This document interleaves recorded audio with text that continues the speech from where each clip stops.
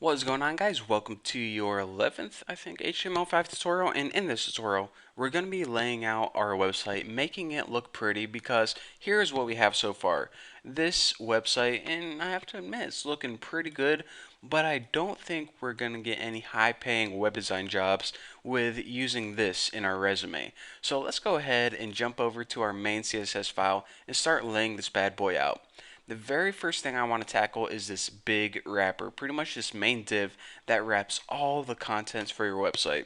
So in order to reference a div, just go ahead and hit the pound sign, big underscore wrapper, and now let's add some style to this piece. The first thing I want to do is just add a border, and I'm probably going to be adding a border to a lot of my stuff, just so you guys can see what's going on. So 1 pixel solid black. And after this, we need to set the width of our website.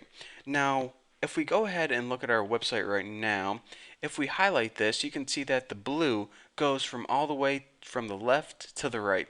However, we don't want our website to take up the entire width of the browser. If we go look at websites like YouTube or something and we scroll out, we can see that they have some padding on the left and right, and their website isn't the entire width. So we want our website typically to be somewhere between 950 and 1000 pixels wide.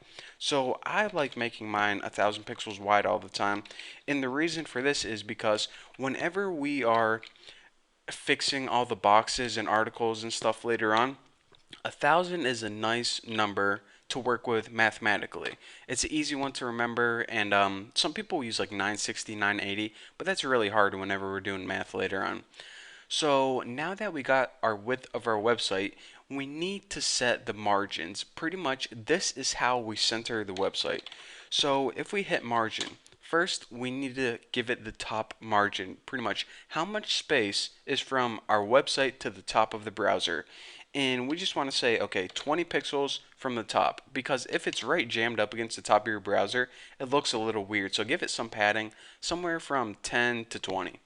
Now for the left, right, and bottom, just go ahead and set those to auto. And this is essentially going to say, okay, I want an even amount of space on the left hand side and right hand side, and whatever happens on the bottom happens on the bottom. It really doesn't matter. But this pretty much is centering your website.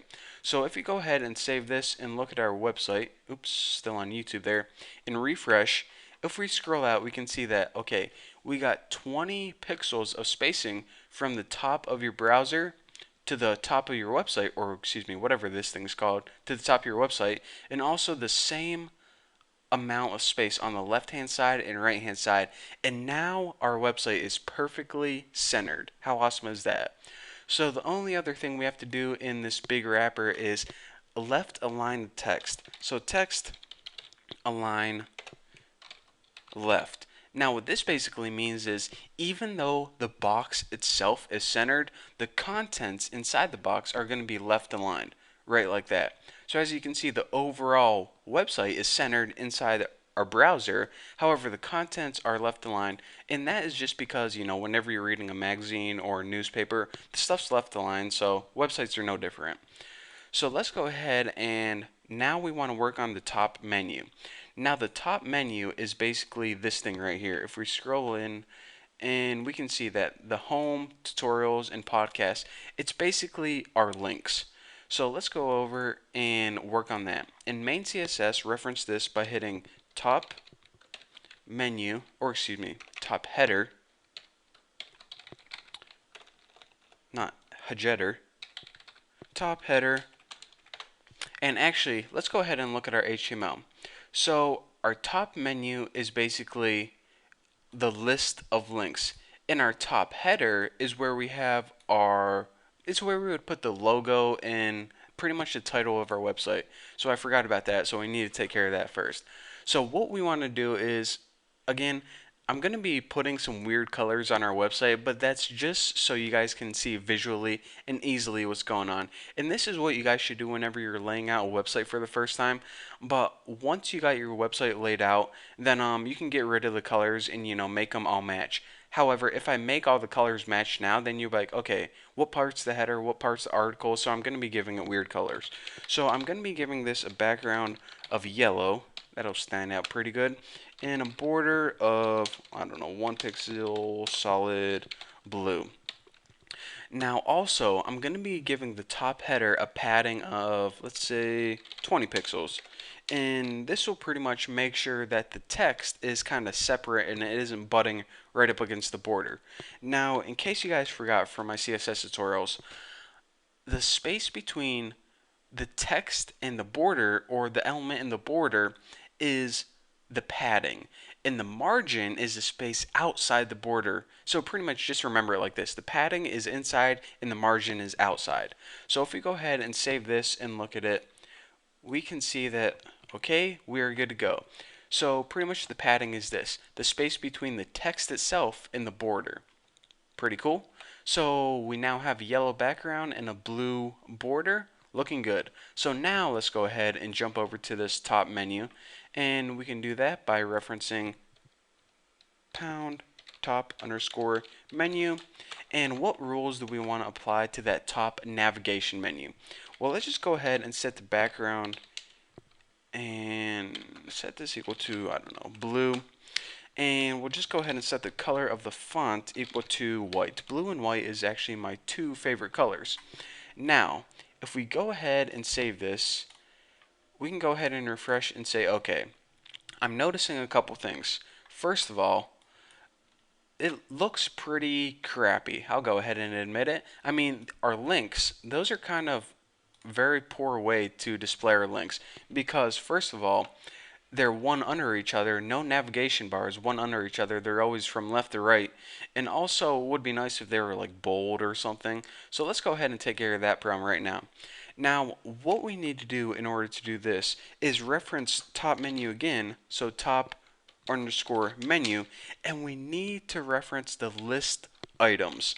Now, I'm going to be doing a couple things to these list items, and if you remember, in our top menu, it's basically made up of an unordered list with 3 list items.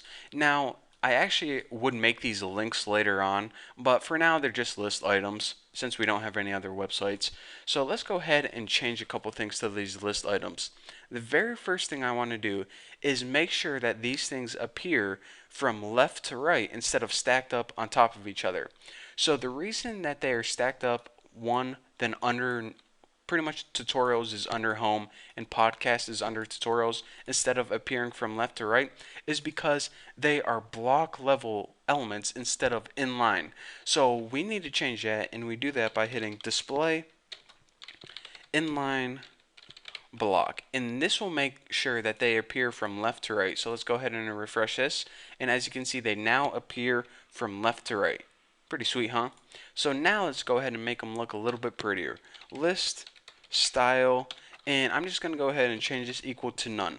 So in some browsers, they may have a little bullet on the side or maybe a little star depending on the browser. We're pretty much saying we don't want any symbol, no bullets or anything. And now let's just go ahead and give it some padding, because if we look, they're kind of jammed up against one another. So we'll give it a padding of 5 pixels, and this will make the overall top menu a little bit bigger, make it look a little bit prettier. And I want to change the font too, because that font was really ugly looking. And I'll just change it to, I don't know, bold. How many pixels? 14 is probably good. And Tahoma, you gotta love Tahoma. So, okay, let me make sure everything looks pretty good and refresh this. Go ahead and refresh it, and it's good to go. So now we have a little more space between the border and the elements themselves. They're now appearing left to right, and 14 pixels bold Tahoma. Wow, there's like a car crash going on outside or something. So anyways, if we go ahead and look at our website, it's looking pretty good right now, but we still have a lot to go, and I'm still going to show you guys the coolest things, how to lay things out, and make sure that these articles appear in an awesome kind of way. So anyways, you got a lot to cover. Thank you guys for watching, and I'll see you guys in the next tutorial.